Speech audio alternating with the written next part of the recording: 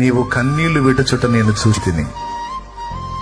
ఏడుస్తున్నావు, నీ ఏడుపు నాకు తెలుసు, నేను చూసా.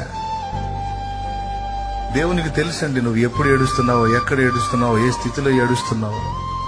రహస్యంలో నువ్వు ఏడ్చే ఏడుపు దేవునికి తెలుసు, బహిరంగంగా ఏడ్చే ఏడుపు దేవునికి తెలుసు. పైకి కనబడకుండా లోపల లోపల కొంతమంది కళ్ళల్లో కన్నీళ్లు రావు, ముఖంలో వికారం రాదు, కానీ లోపల లోపల కుమిలిపోతుంటారు కొంతమంది. అట్లా ఏడుస్తారు.